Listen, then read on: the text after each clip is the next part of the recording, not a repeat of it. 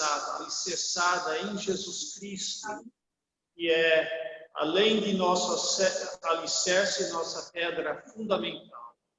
É alicerçada também nas Escrituras, que revelam o único Cristo que nós conhecemos. Nós anelamos o dia em que um dia estaremos com o Senhor e com Ele para sempre, para nunca mais estarmos separados dEle. E também para podermos conhecer Ele melhor, mais aprofundado, mais intimamente, por viver. Nós te agradecemos que, em meio à pandemia, como em meio a guerras, em meio a perseguições, a igreja consegue se reunir e consegue focar sua atenção nas maravilhas da tua palavra, nas maravilhas do Senhor. Podemos nos unir e ser edificados, podemos louvar a Deus juntos e compartilhar da comunhão que nós temos em Cristo. Pedimos que o Senhor receba o nosso louvor, que o Senhor torne esse tempo que nós estamos juntos em um tempo especial e maravilhoso por a tua presença e tua aprovação. E receba tudo que nós proferirmos para a tua inteira honra e glória. Em nome de Cristo oramos. Amém.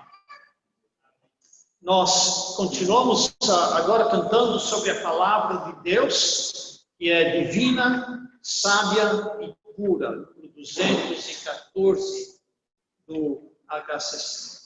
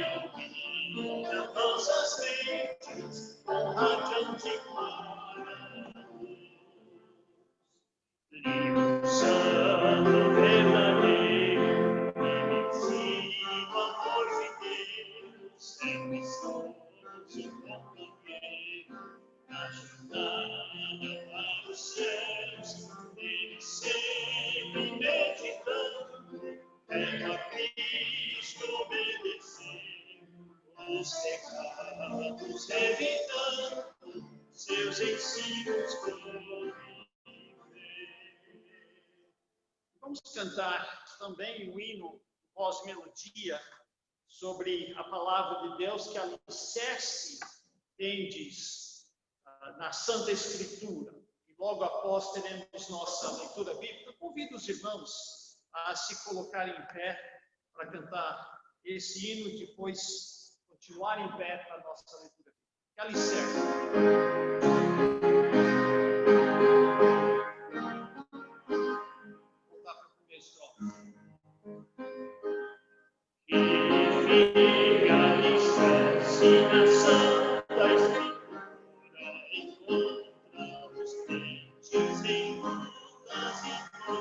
Amando o Senhor, vossa vida conduz. É grande prazer de servir a Jesus.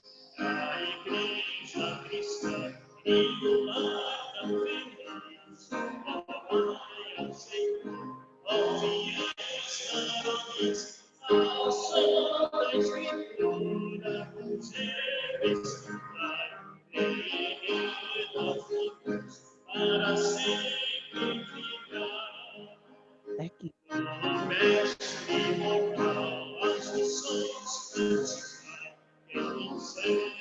Jesus, não vacila nem cai, não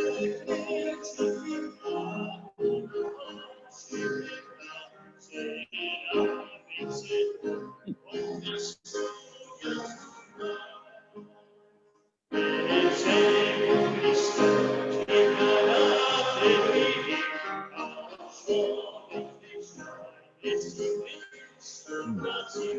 Sementes do bem, o amor severo, o bem pela fé. E nossa leitura hoje fica em Salmo 119. Nós não vamos ler o Salmo todo, embora está à vontade. Nós vamos ler apenas os primeiros 16 versículos. Talvez você sabe que Salmo 119 é um acróstico e que cada 8 versículos é uma letra do alfabeto hebraico.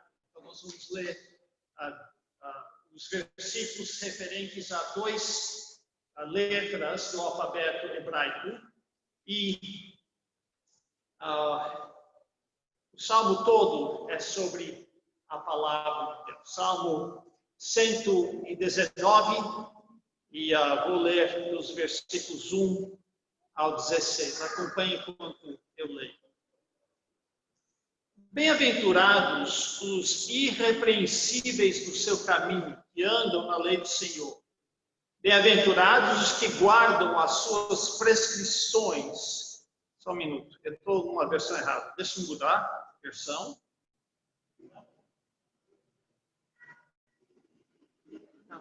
Está certo. Versículo 2, perdão. Bem-aventurados os que guardam as suas prescrições e o buscam de todo o coração. Não praticam iniquidade e andam nos seus caminhos. Tu ordenaste os teus mandamentos para que os cumpramos à risca. Tomara sejam firmes os meus passos para que eu observe os teus preceitos. Então não terei de que me envergonhar quando considerarem todos os teus mandamentos. Render-te graças com integridade de coração, quando tiver aprendido os teus retos juízos. Cumprirei os teus decretos, não me desampares jamais. De que maneira poderá o jovem guardar puro o seu caminho? Observando-o segundo a tua palavra. De todo o coração te busquei, não me deixes fugir aos teus mandamentos. Guarda no coração as tuas palavras para não pecar contra ti. Bendito és tu, Senhor. Ensina-me os teus preceitos. Com os lábios tenho narrado todos os juízos da tua boca. Mais me regozijo com o caminho dos teus testemunhos do que com todas as riquezas. Meditarei nos teus preceitos e as tuas veredas terei respeito. Terei prazer nos teus decretos. Não me esquecerei da tua palavra. E essas palavras se tornem nossas. Deus abençoe a leitura de sua palavra. Pode se assentar. Ainda vamos não esquecer da oferta, embora não vamos interromper o culto para recolher, mas o gasto filaço fica na saída. Para os que estão aqui, para os que não estiverem, você pode contribuir com um depósito em conta. Vamos cantar mais 2 hinos antes da mensagem, agora falando e cantando sobre Jesus Cristo. Primeiro, homem de tristeza e dor.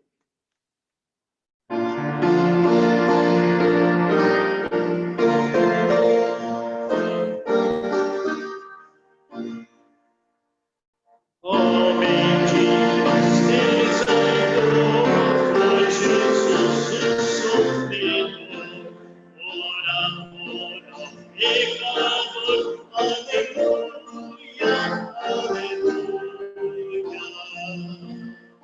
Condenado como quero, pesaroso é o seu sangue, aleluia, aleluia. Nossa culpa, nosso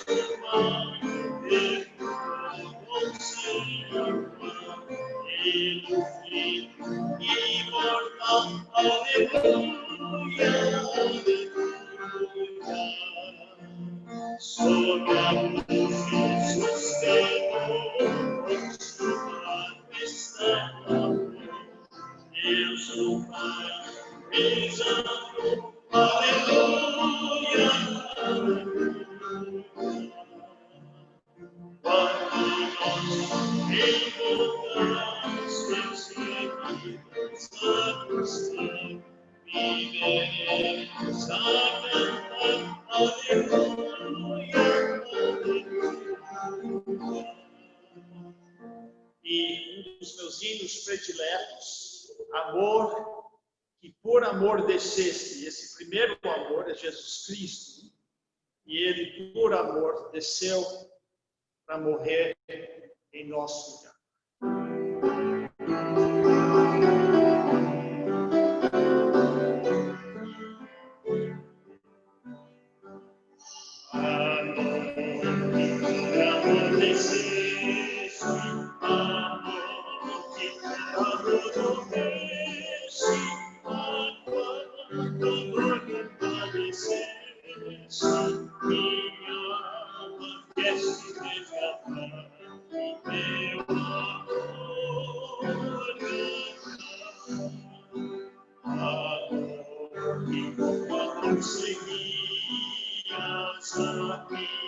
E sem amor comias, quando amor não sentias, eterno Deus Senhor Jesus, sofrendo sobre a cruz. Amor que tu me perdoas, amor que até mesmo abençoas. De Cristo abençoas, vencidas salvadamente, e o grande amor sem ti. Amor sublime que perdoas, que tua graça me seguras, cercando a grande aceita Salvador.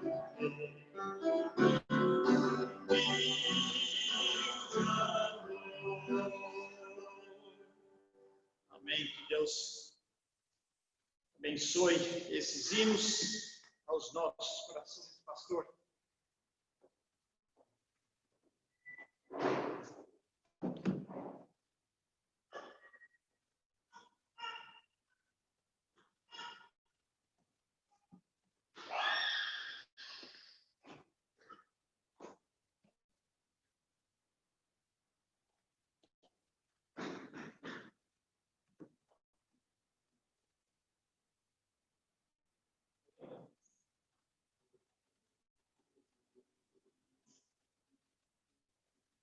Boa noite, irmãos. Boa noite aos meus irmãos que estão em casa. Vou colocar para cá para vocês verem minha cabeça inteira, tá bom? Sei que não é difícil, não é fácil escondê-la, mas eu quero que os irmãos vejam bem meu rosto. Quero essa noite bem-vindar a todos vocês que chegaram. É um prazer encontrar os irmãos aqui. Uma bênção ter cada um de vocês aqui hoje à noite. Também meu prazer receber a dona Carmen, nossa irmã, que está ali. Seja bem-vinda. Tem um distinto senhor sentado ali atrás, que eu não conheço, é a primeira vez. O nome do senhor é Almir Valmir. Bem-vindo, viu, seu Valmir? É muito bem-vindo, é nosso prazer recebê-lo hoje à noite. Pastor Marco e eu invertemos a ordem em que pregamos novamente, porque tradicionalmente eu prego à noite e ele normalmente de manhã. Ele voltou para de manhã, uma vez que ele encerrou aquela bênção que foi a mensagem sobre Romanos capítulo 6, e nós precisamos voltar para Romanos capítulo 7, mas eu estou convidando você para abrir lá ainda, uma vez que o pastor Mark subiu tanto a ideia, o nível e a maneira de apresentar o texto. Não me sinto intimidado, nunca me senti intimidado por ele. Na verdade, me é um grande privilégio ter o pastor Mark aqui abençoando nossa igreja. E hoje à noite, hoje de manhã, ele fez um comentário que o ministério dele aqui está mais próximo de terminar do que para o começo. E eu sinto esse peso no meu coração e, ao mesmo tempo, a responsabilidade de ser fiel. Convivendo com pessoas fiéis, nós temos essa responsabilidade de sermos fiéis. Vendo o exemplo de pessoas que amam ao Senhor, precisamos amar ao Senhor. Mas eu gostaria ainda de, enquanto não volto para Romanos capítulo 7, para a Epístola de Paulo aos Romanos, irmos para o livro de Neemias, onde nós temos gastado já algum tempo, e eu prometo que com esmero examinaremos também Romanos num tempo brevíssimo. Mas hoje eu ainda gostaria de convidar você para abrir sua Bíblia para Neemias, no capítulo 4. Fico feliz que aquele capítulo 3, muito difícil e com nomes complicadíssimos de serem lidos, até mesmo por pessoas extremamente hábeis, já não está mais aqui no meu caminho. Mas eu gostaria que os irmãos abrissem suas Bíblias para Neemias, tá bom? Um dos livros históricos. Vamos abrir nossa Bíblia para Neemias, capítulo 4, onde está escrito assim, Neemias 4.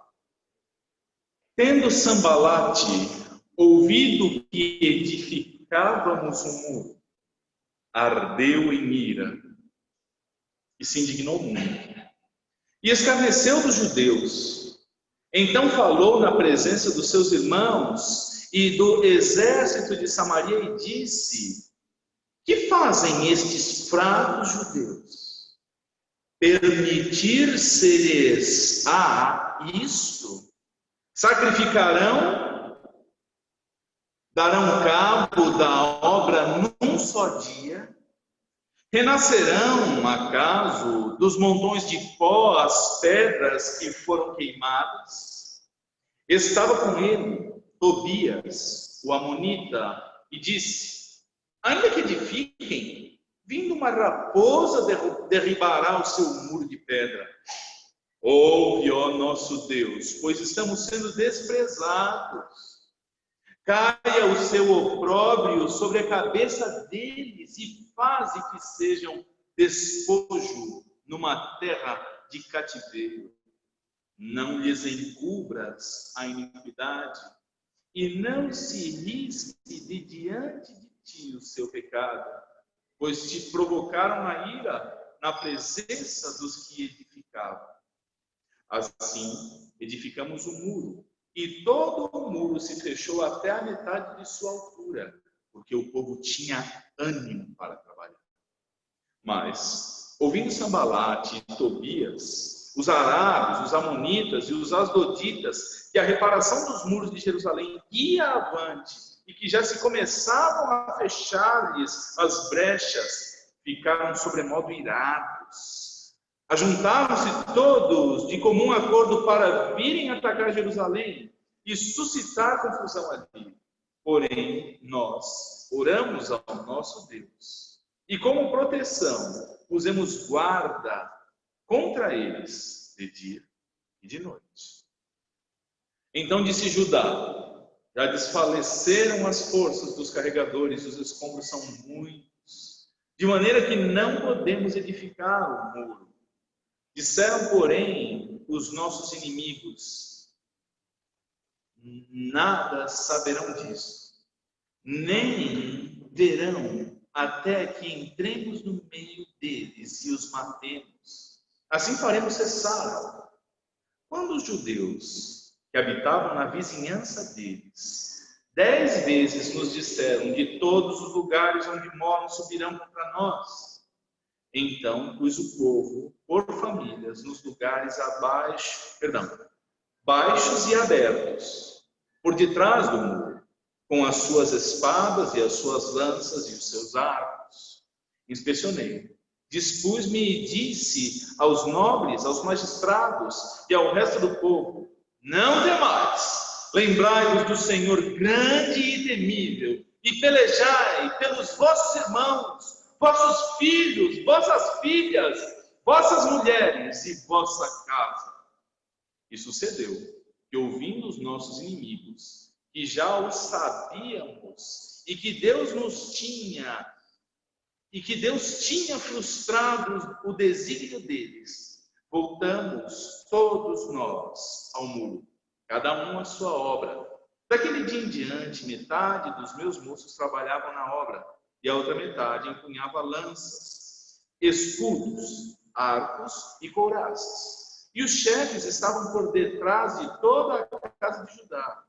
Os carregadores, que por si mesmos tomavam as cargas, cada um com uma mão fazia a obra e com a outra segurava a arma. Os edificadores, cada um trazia sua espada à cinta. Assim edificavam o que tocava a trombeta, estava junto de mim.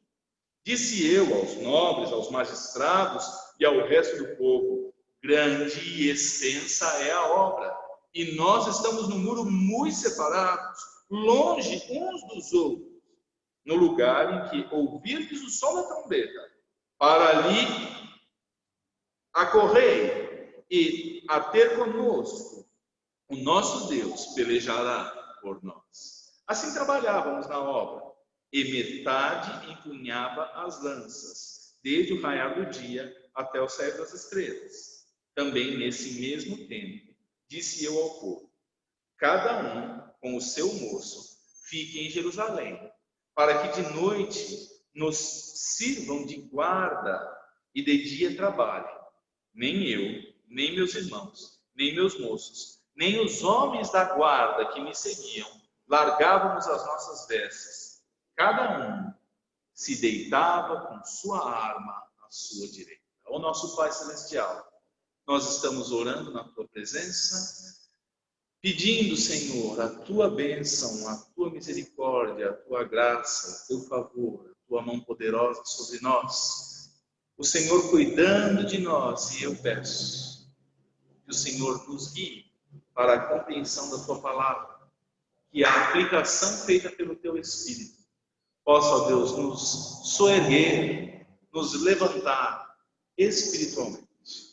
Obrigado, ó Deus, por cada um de meus irmãos, que hoje à noite dignou-se estar na Tua casa.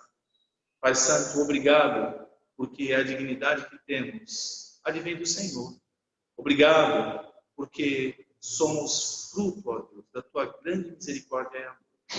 Abençoa o nosso tempo juntos hoje à noite, cercando a Tua palavra e procurando perscrutar os Teus ensinos, porque a Tua palavra é vida para nós. Então pedimos que nos vivifica por meio da palavra. Oramos em nome de Jesus. Amém. Meus amados irmãos, nós chegamos ao capítulo 4 e enquanto estávamos estudando o capítulo 2, uma das coisas que eu mencionei, um dos fatos que eu disse que envolvem uma reedificação espiritual, um reavivamento. Repeti o fato também no capítulo 3 e o vemos mais expositivamente aqui no capítulo 4. É o fato de que em toda obra de restauração, nós sempre nos depararemos com um fator importante chamado oposição. Oposição. Oposição não é algo gostoso, mas nós lidamos com oposição desde que nascemos, não é mesmo? A oposição é para respirar. Você sai do ventre materno e muitas vezes você está, como os médicos próprios dizem, entupido de secreções amnióticas. Você precisa ser liberto daquelas coisas, narinas e boca, para você poder respirar. Tanto é que sabe-se que a criança está viva quando ela chora desesperadamente, não é mesmo? Também lidamos com oposição para aprender a andar. Nós tentamos ficar em pé e o chão sempre nos chama para ele, não é mesmo? Você nota que a oposição nos ajuda a avançar. É por meio do peso do nosso corpo que nós ganhamos habilidade, força e administramos a vida passo a passo. Nos passos para a reedificação, edificação espiritual, para o avivamento espiritual, também lidamos com oposição. esta passagem extensa que lemos neste instante, ela lida muito interessantemente com oposição. Eu quero que você se lembre, Neemias, copeiro do rei, sai de Suzã, local onde ele estava exilado como um tipo de servidor do Império Persa, Medo-Persa, cidade de Suzã. Apresenta-se-lhe então uma questão para trazer de volta para a terra prometida alguns daqueles que estavam exilados com ele para a reedificação de seus muros. A cidade de seus antepassados, que como ele próprio categorizou, estava derribada, assolada e destruída. Quero que os irmãos também se lembrem que esse era um reflexo, e eu já disse isso muitas e muitas vezes, e eu vou dizer até o final do livro, em cada sermão. Esse era um reflexo da situação espiritual de Israel. Lembra? Israel tem promessas terrenas. O povo judeu tem promessas terrenas. O povo da promessa tem promessas para este mundo. O povo cristão tem promessas eternas para o céu. Haverá um momento em que estas coisas serão mais unidas dentro do plano total de Deus. Mas a esta altura, Deus toca este homem, Neemias, copeiro do rei, que sai da posição em que estava e vai se tornar um administrador de uma grande obra, reconstrução de muros. Lembre-se, eu disse também que nesta obra havia espaço para todo mundo que quisesse, mulheres, homens, perfumistas, ourives e todo tipo de ocupação, sacerdotes e levitas. Também mencionei, irmãos amados, até esta altura, que esses indivíduos trabalharam muito e muito, cada um pegando numa seção. É interessante como uma obra anda bem quando as tarefas são particionadas. Uma vez eu fui fazer um serviço na casa de uma pessoa e eu, profissional da área de elétrica, esse indivíduo, um marceneiro, e a esposa dessa pessoa, na verdade, o dono da casa disse assim: o senhor não precisa que segure aí, pastor Arthur? Eu disse: não, irmão, estou habituado a fazer sozinho. A esposa desse indivíduo deu uma risada e falou: pois meu marido só faz tudo acompanhado, só não trabalha sem ajudante. Se lembra, Aldo? Eu não ia dizer que era o Aldo, não, mas era ele mesmo. E o que acontece é que numa obra, quando você está a edificar, um faz a massa, outro assenta os tijolos, outro reboca, e a obra vai. Cada um atuava numa área, reedificando o muro, e eu não vou ler novamente o capítulo 3, graças a Deus agora, porque cada família trabalhava próximo de sua residência e alguns estavam ali, espalhados muito longínquamente. Só que um homem, por nome muito engraçado, talvez nós vejamos, eu não sei se alguém já conheceu alguém por esse nome, Sambalate, mas se você estiver pensando em pôr nome num filho, pode pensar em Sambalate, tá bom? O nosso próximo filho vai se chamar Sambalate. E brincadeiras à parte, esse homem, ele tinha um tipo de poder na região da terra ali. Os manuscritos de Elefantina dão conta que ele era governador de Samaria. Também o fato de que ele tinha um tipo de exército a seu favor. Ele era um administrador, ele estava debaixo do poder do império maior, mas ele tinha poder também. A restauração dos muros de Jerusalém causavam a ele profundo desgosto. E meus irmãos, as construções não eram como hoje, feitas de tijolinhos de barro. Eram grandes pedras de calcário, e o que ocorre é que o trabalho não era tão rápido. Mas o ímpeto daqueles indivíduos era tanto que este homem Sambalate fica, como é dito aqui, ardendo de ira. Quero que você entenda. Quando se lida com oposição, a oposição muitas vezes pode comportar-se assim.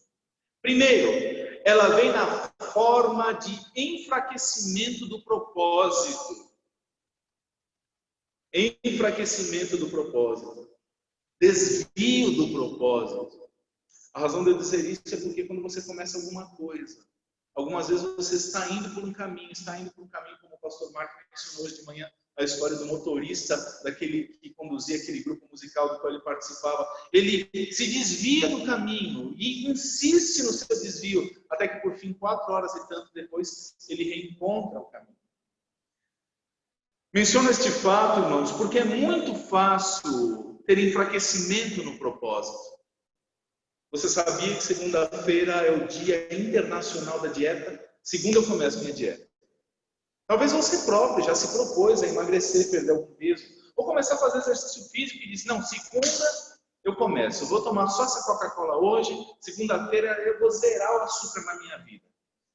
Esse é o drama de todo mundo que é pesadinho, que nem eu, mas também de todo mundo que quer manter uma vida saudável. Vou começar segunda, mas não diz que segunda do ano, nem da história da humanidade será. Um desvio de propósito, quando chega a segunda, não chega a fazer o que deve, mas enfraquecimento do propósito aqui é visível por meio do comportamento de Sanbalate e deles aqui. Nós acabamos de ler, os versículos de 1 a 3 dão conta da provocação que ele está fazendo. Ele está falando na presença dos que estavam reedificando e na presença também daqueles que eram autoridade, tinham algum poder junto consigo, e é mencionado um grupo numeroso, inclusive. Eles estão dizendo, olha, vocês estão pensando que essas enormes pedras de calcário vão se levantar do meio da poeira das chamas que as consumiram? Eu quero que você lembre, algumas pedras são extremamente resistentes a calor, mas outras pedras trincam, outras pedras desmancham, e coisa semelhante aconteceu com as pedras que compunham este grande muro. Eles não somente dizem isso, mas entre as provocações que eles fazem, está o fato de que eles estavam afirmando ferrenhamente que a edificação era uma porcaria. Vocês são amadores, vocês não estão fazendo um bom trabalho. Se passar uma raposa pelo muro, ela derruba o muro. Eu preciso dizer diante dos irmãos, poucas coisas são tão irritantes para alguém que constrói quanto a provocação do erro. Estou eu trabalhando e o meu companheiro de trabalho, que embora muito amigo e amado, adora me provocar, ele está me observando martelar. Irmãos, eu sou bom no martelo, não é porque sou eu não, mas eu sou bom no martelo. Eu gosto de pregar aqui e também de pregar com martelo. E eu coloco o prego e pá, difícil errar. Mas meu companheiro fica dizendo, errou. E de repente eu dou uma, e eu erro tudo mesmo porque ele está me provocando. Irmãos, esta provocação tinha a intenção de fazer o povo que edificava desistir ou se atrapalhar, desviar-se literalmente do propósito, ter seu propósito enfraquecido. No meio das críticas, no meio das censuras, no meio das provocações. Mas não somente isso. Eles queriam provocar o raciocínio deles, a mente deles. Eles deviam olhar em volta. Eu não sei o que passa pela cabeça dos irmãos, mas algumas imagens, elas comunicam tão fortemente que elas mexem conosco de maneira muito, muito profunda. Certa igreja comprou um lote por preço barato. E convidaram-se os pastores colegas das igrejas irmãs para verem o lugar comprado. Era um lote de uma família muito pobre. E, na verdade, era um tipo de favela de alvenaria e com algumas emendas de madeira. Eu ouvi da esposa de certo missionário que viu o local antes da derrubada de toda aquela favela, dizendo, eu tive pesadelo uns dias com aquele terreno. Sabe quando a imagem é muito forte? É exatamente o que Sanbalate está tentando aqui. Ele está dizendo, olha ao redor, olha os escombros, olha a destruição. Vocês estão achando que vocês vão conseguir fazer alguma coisa, povo fraco judeu? Uma oposição ferrenha para enfraquecer o propósito deles, por meio de provocações e também dos próprios raciocínios. Eles estão dizendo que vocês não vão conseguir reconstruir e, por fim, a construção não é boa. Irmãos, oposição é difícil, não é? É difícil lidar com oposição. Na vida cristã, a oposição vem dos lugares que você menos espera. Eu lembro quando eu estava querendo ir ao seminário. Onde foi que eu tive menor apoio? Foi de algumas das pessoas que eu mais amo. Papai me disse: meu filho, você pode ir, já tem 21 anos, mas não me ligue pedindo dinheiro, não tenho nada para lhe dar. Minha avó, uma mulher muito simples, mas de uma sabedoria muito grande em termos humanos, disse: meu querido, faz seu curso de engenharia, depois seu curso teológico, mexendo com nossa mente. Não é pecado ser engenheiro. Não é pecado andar pela fé. Muito pelo contrário. Só em você, seu raciocínio mandar só em você. E se você ceder a todas e todas as provocações. Me lembro de um caso jocoso envolvendo certo pastor, já não jovem. Ele disse a um missionário, os pastores eram o pastor Moisés Melo e o missionário era um que dirigia um carro, o nome dele era um dos missionários velhos da ABWE, foi diretor do seminário, não lembro o nome dele, ele era descendente de holandeses. Ele disse: pastor, vou entrar no seminário.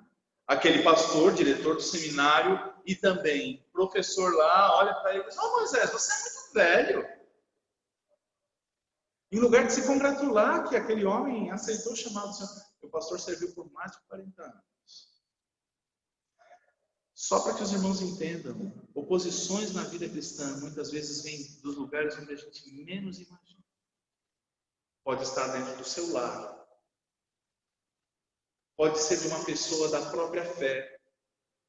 Inclusive, você não deve ficar admirado destas coisas, porque os próprios familiares de Jesus Cristo não compreendiam seu ministério, nem quem ele é, a ponto de irem chamá-lo enquanto ele trabalhava. Amados, a oposição, ela intenta enfraquecer nosso propósito. E não somente assim, num aspecto impalpável e distante, mas também num aspecto físico. Se você olhar, era só o povo judeu e basicamente os que sobraram na terra. Além da comitiva não muito grande que Neemias levava consigo. Este povo que ali estava, eles estavam cercados por Sambalate, governador de Samaria. Estavam cercados por estes aqui, que são denominados arábios. Eu vou pedir que os irmãos olhem novamente para os versículos de 7 a 8, onde são chamados amonitas, asdoditas, porque estavam reparando que o muro subia e as brechas se fechavam. Eram muitos os inimigos. Esse próprio homem, Tobias, ele era de um destes grupos. Eles estavam literalmente cercados. Às vezes encontramos pessoas muito corajosas com palavras, não é mesmo? Você é muito bom para falar. Mas pessoas muito temerosas, medrosas para enfrentar. Você já viu alguém muito, muito corajoso? Em nossa casa, cultiva-se o hábito da leitura. Pelo menos estamos insistindo para os nossos filhos lerem. Uma das coisas muito interessantes é que a gente adquire livros que procuram contar histórias bem reais, bem realistas. E um dos livros gostosos que eles leram recentemente foi o Cachorrinho Samba na Floresta. E eles vão enfrentar uma onça enorme. E uma das coisas engraçadas é que os bichos que vão matar a onça são aqueles porquinhos por nome cateto. Talvez você conheça ele com outro nome, catitu ou até algum outro nome. E eles batem os queixos e ficam bravos e tal, e vão correndo para enfrentar a onça. Eles usam de isca uma enorme anta que vai passando e a onça crava as unhas nas costas. E interessante é que aquele que fala mais de seus varonis feitos é justamente um enorme jabuti, que de tanto falar dos seus enormes feitos é chamado pelos micos e macacos de cheiro de garganta. Quando ele começa a contar suas histórias, eles dizem, ô garganta! Porque ele só tinha, como os antigos dizem, gogó. Não passava disso. O perigo aqui, a oposição aqui em Neemias, não é só de garganteadores. A oposição aqui em Neemias não é uma onça atracada com uma anta. São grupos de pessoas que desejam o mal do povo judeu. São grupos de pessoas que não querem ver aquela cidade reerguida, e querem ver os judeus assolados como o pó que se amontoava ao redor dos muros de Jerusalém. Amados, muitos inimigos, de propósitos nefastos, versículo 8 diz, ajuntaram-se todos de comum acordo para virem atacar Jerusalém. Também disseram no versículo 11, nada saberão disto, nem verão, até que entremos no meio e os matemos.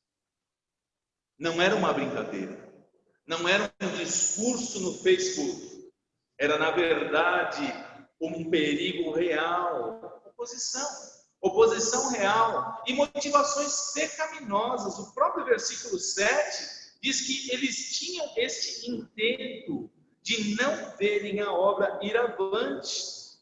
É interessante como essa chama que brotou em Neemias e tomou conta daqueles que reedificavam, não podia ser mais contida só com palavras. Embora Tobias e Sanbalate proferissem impropérios e ofensas e dissessem que eles não tinham condição de fazer aquela reedificação, o que acontece aqui é que eles não param, mesmo diante do gargantear deles. Estes inimigos, vendo que a obra ia, muros levantados até a metade da altura, ou como geralmente os proprietários de alguma coisa por ser construída falam, quando veem a casa na metade da altura, dizem assim, agora eu já estou vendo alguma coisa. Eles viam que a obra não ia mais parar. Propõe-se, então, em fazer o mal. É interessante como a oposição é algo que pode frear a gente. Mais interessante ainda é como Neemias lidou com essa oposição. Porque oposição todos nós temos, não é mesmo? Não sei como é que você lida com oposição.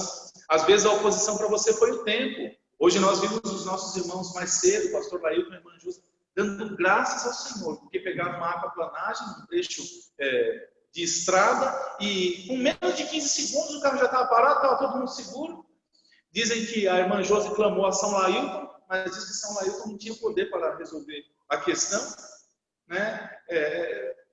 Tudo deu certo. Pode ser uma oposição climática, pode ser uma oposição emocional. Espero que você nunca viva isso, mas eventualmente você pode estar deitado na sua cama sem vontade de fazer nada. Entregue a uma depressividade terrível, e esse é um mal do nosso tempo. Até seu corpo dói, embora você não esteja doente.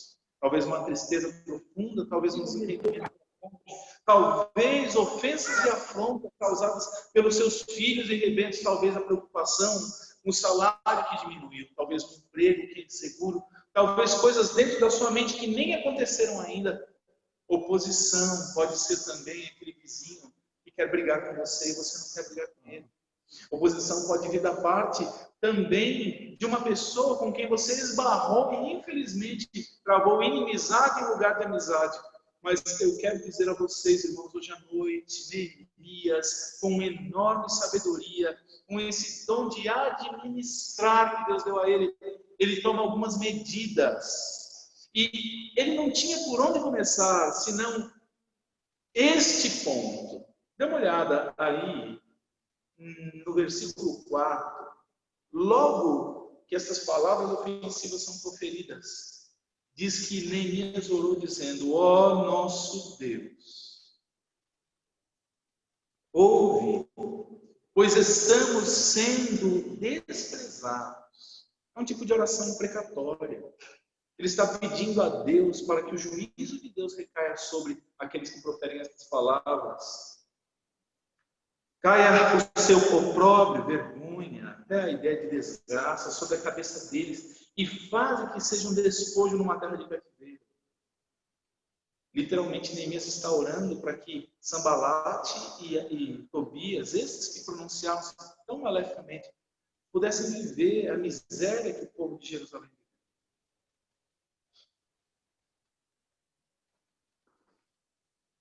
Faz que seja um despojo numa terra de cativeiro. Não lhes encubras a iniquidade e não se risque diante de ti o seu pecado. Literalmente, Neemias está pedindo a Deus para que esses pecados dele sejam julgados e não perdoados, pois se provocaram a ira na presença dos que edificaram.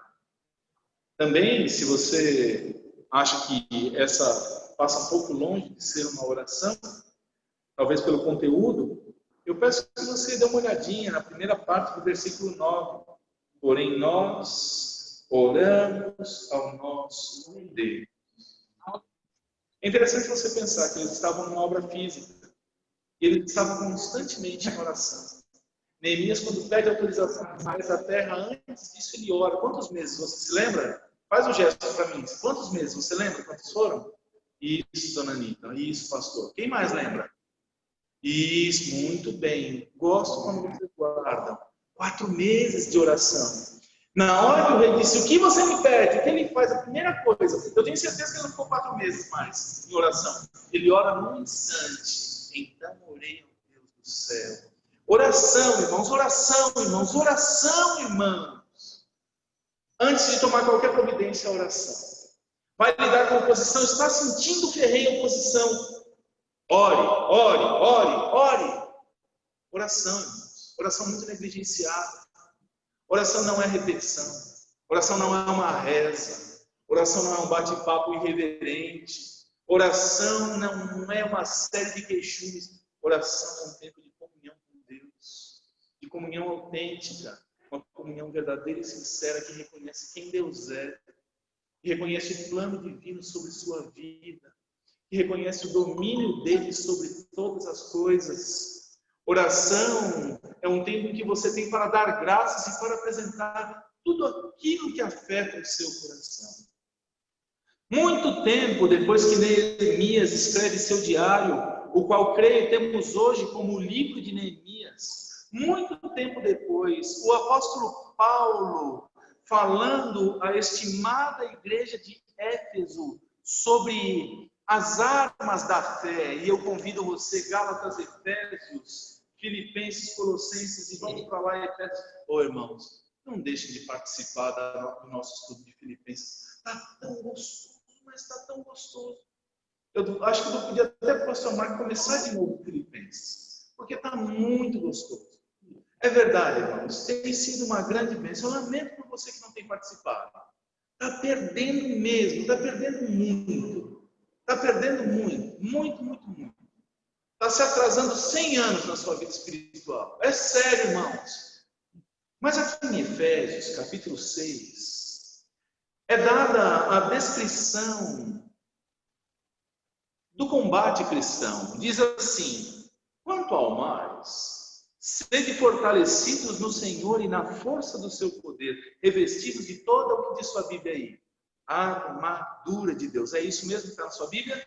A armadura de Deus, para poderes ficar firmes contra as ciladas do diabo.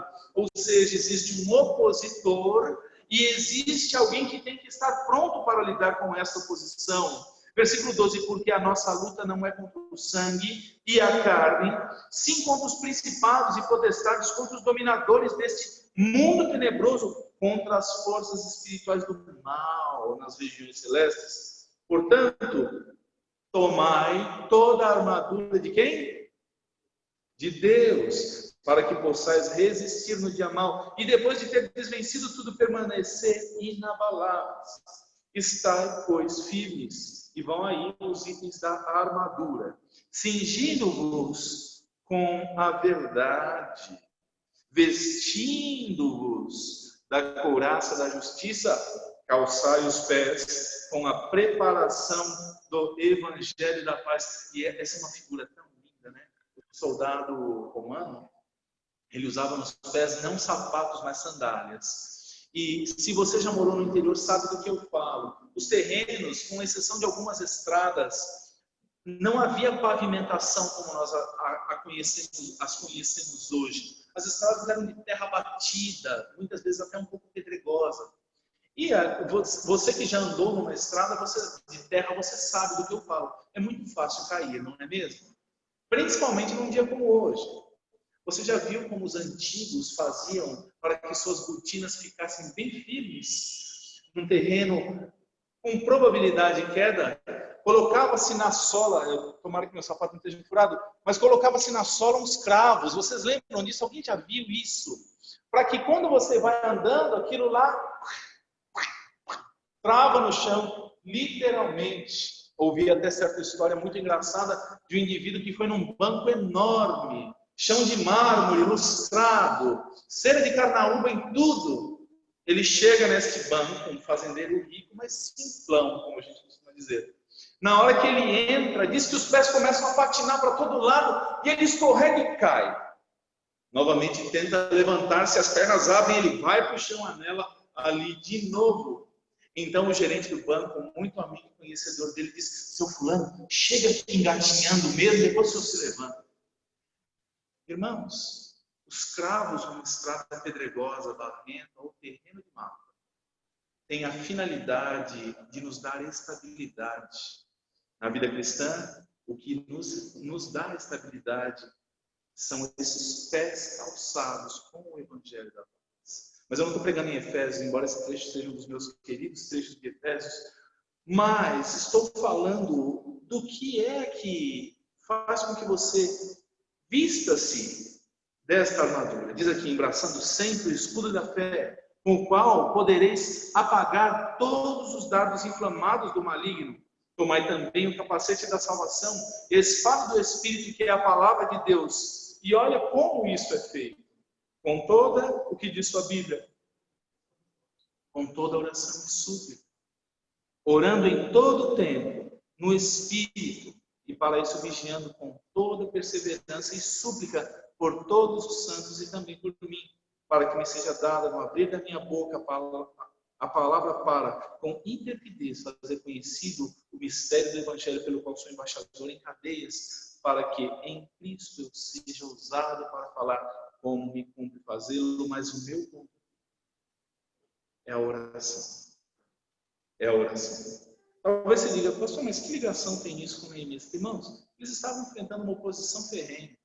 Estavam num embate que não seria só um embate ideológico, filosófico e de palavras, um embate que poderia vir a tornar-se uma batalha física.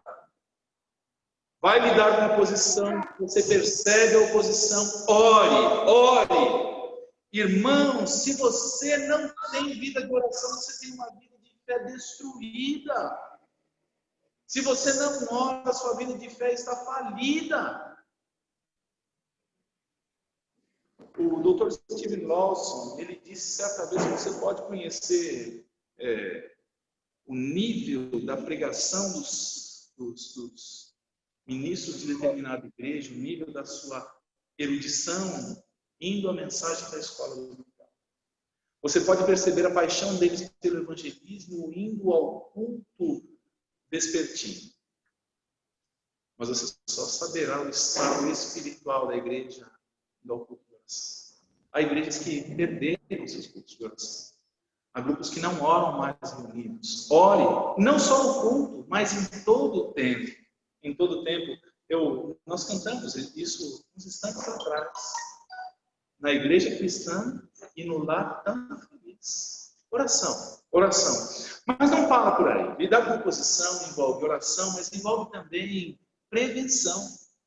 Suas observações. Quero que você note, no versículo 9, na segunda parte do versículo 9, foram postos guardas para prevenir um ataque de Sambalate, Tobias e todos aqueles povos arábios, amonitas que se encontravam ali. Diz aqui: pusemos guarda contra eles, de dia e de noite. Também havia famílias que estavam meio deslocadas, aquém dos muros, ou seja, desprotegidas. Mas aqui, no versículo 13, nós vamos notar a atitude de Neemias. Então pus o povo por famílias, nos lugares baixos e abertos, por onde? Detrás dos muros, com suas espadas e suas lanças e os seus arcos. Também, irmãos, eu quero que você note, hoje em dia a gente é muito pacifista, nós temos muito medo e as pessoas estremecem quando se falam de armas. Mas este povo aqui, diante destes mercenários que podiam atacá-los, desses povos que desejavam o seu mal, é dito aqui no versículo 16, dê uma olhada, daquele em diante, metade dos meus moços trabalhava na obra e a outra metade empunhava o quê? Lanças, escudos, arcos e couraças. E os chefes estavam por detrás de toda a casa de Judá, os carregadores, que por si mesmos tomavam as cargas. Cada um fazia a obra com uma mão e com a outra segurava o quê? A arma. A arma. Você já notou como os bandidos têm medo de uma pessoa armada? Vocês sabem como foi que a Venezuela entrou no caos que ela vive hoje, sem poder revidar contra esse tirano ditador Maduro? Tomaram todas as armas daqueles homens. É isso. Irmãos, armas, mas tem um camarada aqui que eu quero dar certo vislumbre aí. Não é só a arma. Também aqui, nos versículos de 18 a 20, tem um indivíduo que aparece. Os edificadores, cada um trazia sua espada à cinta, assim edificavam. O que tocava a trombeta estava junto de mim.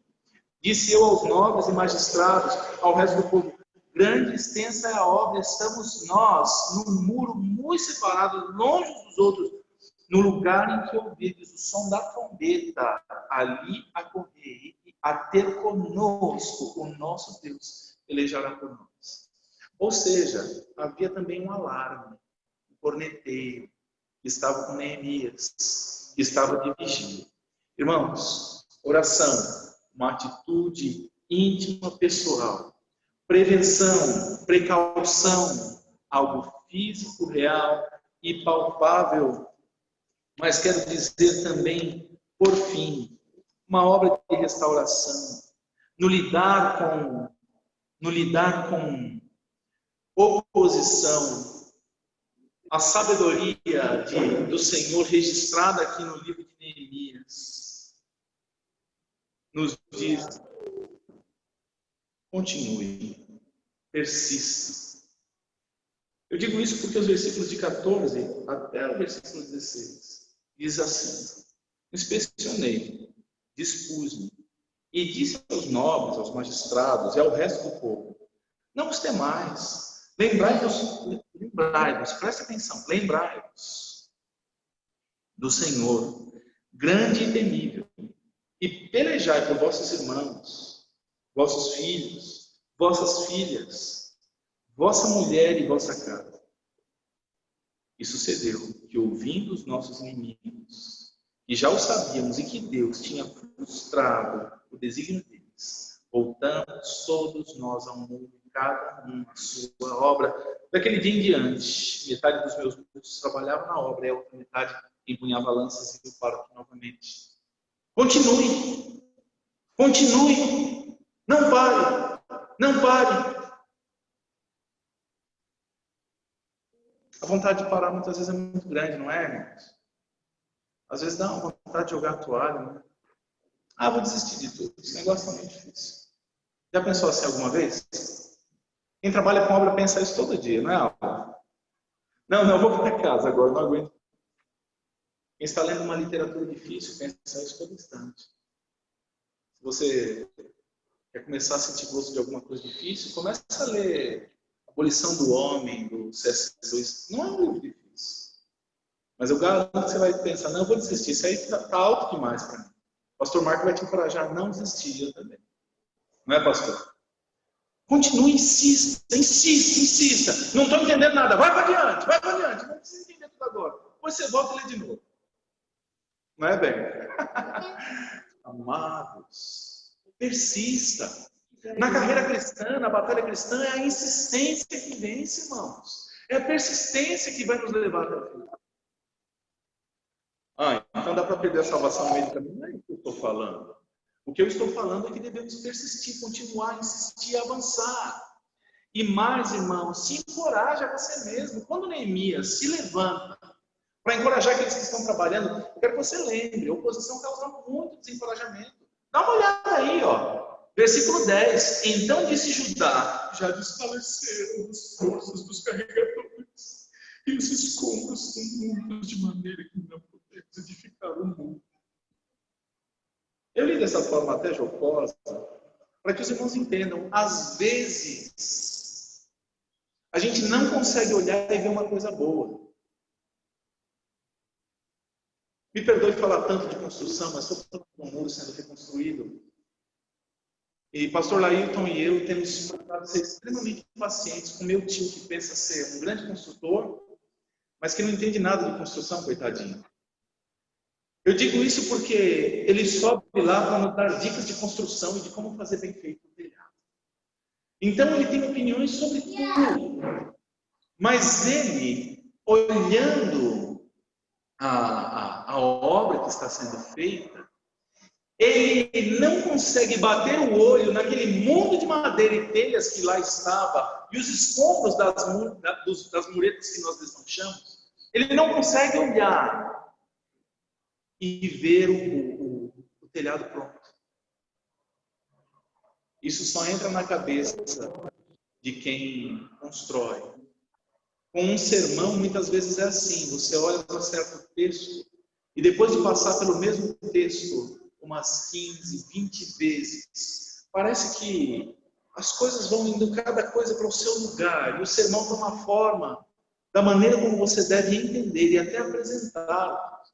Às vezes você tem que apelar para os universitários, né, pastor? Mas a verdade é essa. Encorajar-se, não só vendo o que é ruim, mas Neemias se levanta e diz para esses aqui, lembrai-vos do Senhor, grande e temível. Está lidando com a oposição? Lembra do primeiro conselho. Ore, oração. Imprescindível, é a maneira como nos preparamos para a peleja da fé. Está lidando com oposição. Tome medidas preventivas para evitar que chegue-se a um conflito real. Guardas, posicionamento, armas e alertas. Está lidando com oposição. Insista, vá adiante. Corra o mais rápido que puder. Se você não puder correr, ande. Se não puder andar, rasteje, mas vai adiante. Isso é de alguém. Amados, está lidando com oposição. Não só avance, mas se encoraje, confiando no Senhor. De vez em quando, me aconteceu recentemente com o pastor Laírton dentro do carro. Nós estávamos numa estrada um pouco ruim, voltando. Quem conhece aí por dentro de Carapicuíba sabe que eu estou falando da estrada do Jacarandá, Serra dos Cristais. São estradas que só passa um carro por vez, e quando vem uma contramão, você tem que subir na calçada e tal. Nós íamos andando e eu ia pensando em voz alta nos nomes de Deus, em como as Escrituras chamam o Senhor. Eu estava cansado, com dores no corpo inteiro, estava necessitado ainda de outras coisas quando chegasse em casa. Já eram mais de 8 horas da noite e eu moído, mas pensando em quem é Deus para lidar com toda aquela pressão e oposição de outros carros, do meu cansaço, do meu corpo, da minha saúde, da minha mente. Irmãos, vamos avançar, vamos nos encorajar no Senhor. Queridos, estes muros chegaram até a sua metade, mas que nós possamos, irmãos, termos nossa fé edificada até o dia que ou formos arrebatados, eu espero que seja logo, ou nos encontrarmos individualmente com o Senhor. Eu anelo por esse dia. Eu anelo por esse dia.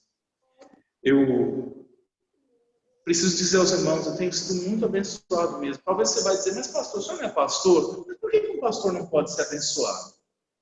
Eu tenho sido muito abençoado mesmo. E não são bênçãos financeiras. Eu tinha um amigo que às vezes ele ia comprar uma bênção, um colega do seminário sempre dizia para ele, quanto foi, fulano? A bênção era sempre dinheiro.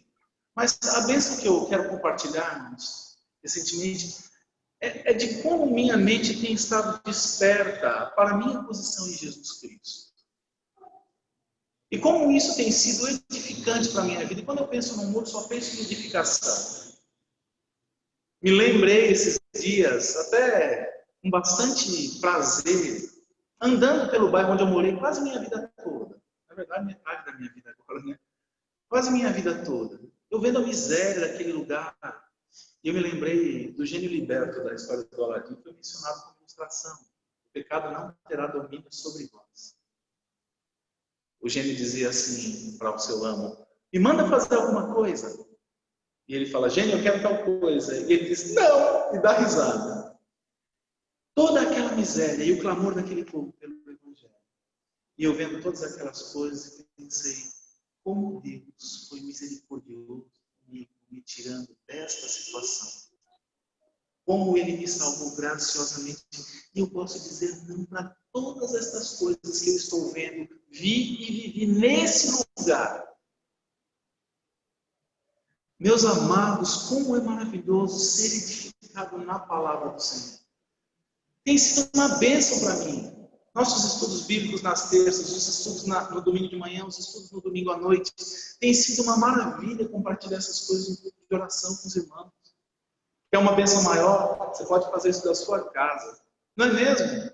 Hoje de manhã estava chovendo. Se nós não tivéssemos nossa reunião pelo Zoom, muitos irmãos não teriam aproveitado nada. Não é mesmo, irmãos? Mas que bênção é poder ouvir a mensagem.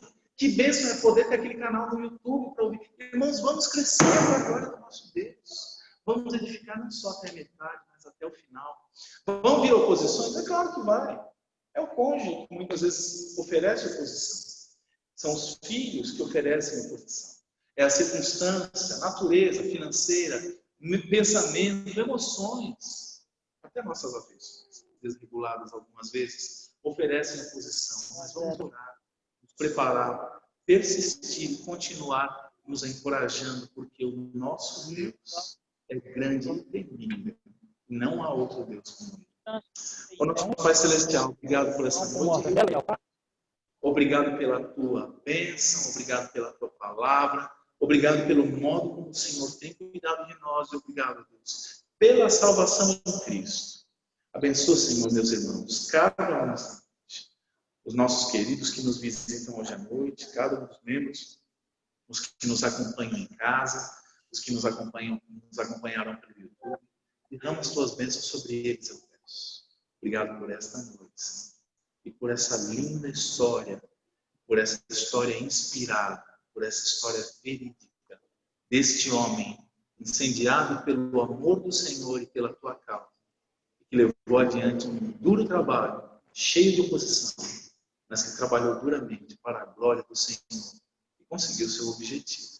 Obrigado por todas essas coisas, em nome de Jesus. Amém.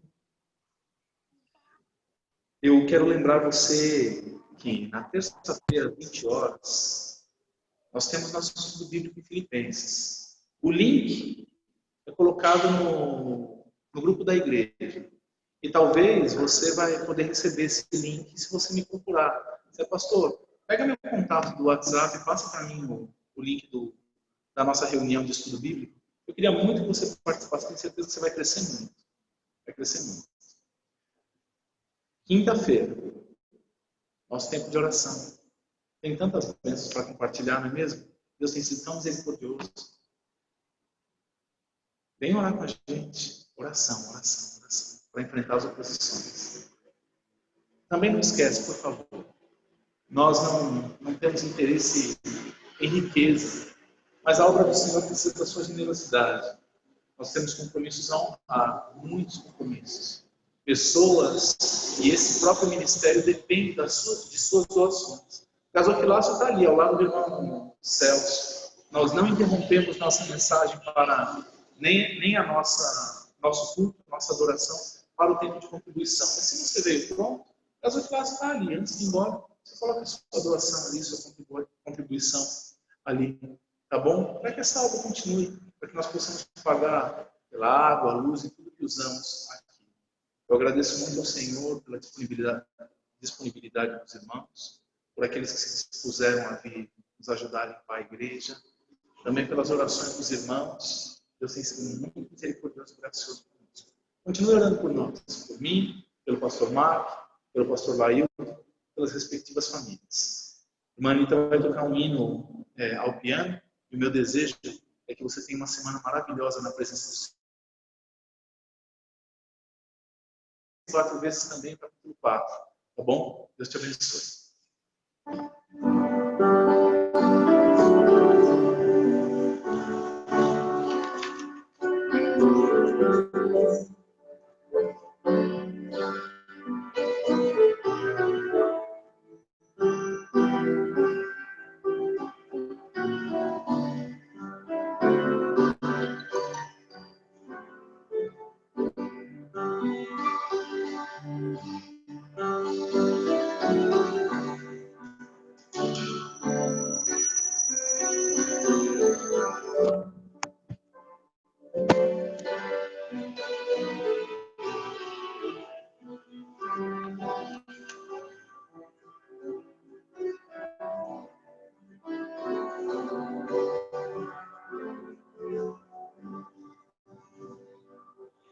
Deus abençoe, boa semana.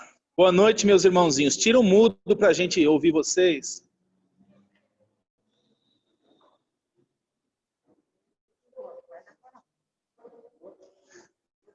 Fala o nome do senhor de novo.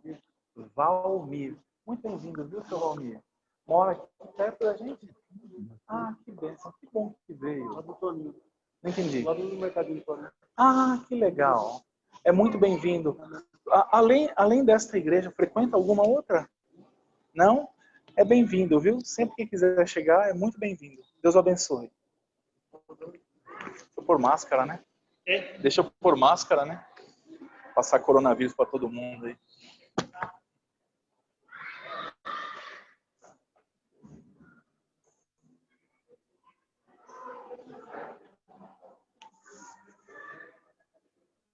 Quem é que está aí ainda ouvindo a gente? Quem está aqui? Irmão Sebastião, irmã Terezinha, tudo bem? Tudo bem, pastor. Na hora não acabei de assistir todo o culto, já no finalzinho, a nossa luz acabou e aí descarregou o celular. Não tem problema. Aí não tem problema. Depois vocês assistem pelo YouTube. Isso. Tá bom. Tá bom? Tá bom. A gente tá com saudade, viu? Essa semana eu vou dar uma chegada aí. Isso, pastor. Tá bom. Eu vou visitar todos os meus irmãos da terceira idade essa semana. Tá bom. Então tá bom. Será bem-vindo. Tá. Deus abençoe. Amém. Deixa eu ver quem tá mais aqui. Oi, Adair. Dá para os irmãos ouvir? A Adair tá aqui. Eu não sei se ela tem som, mas ela tá aqui. Deixa eu ver quem mais tá aqui. Tá, a irmã Adair. Boa noite, irmã Josefa. Que bom que a senhora entrou, viu? Boa noite, irmã Lenice. Que bom que a senhora entrou, viu? Deus abençoe vocês. Boa noite, viu, Adair? Que bom que vocês entraram. Eu vou encerrar nossa reunião online, tá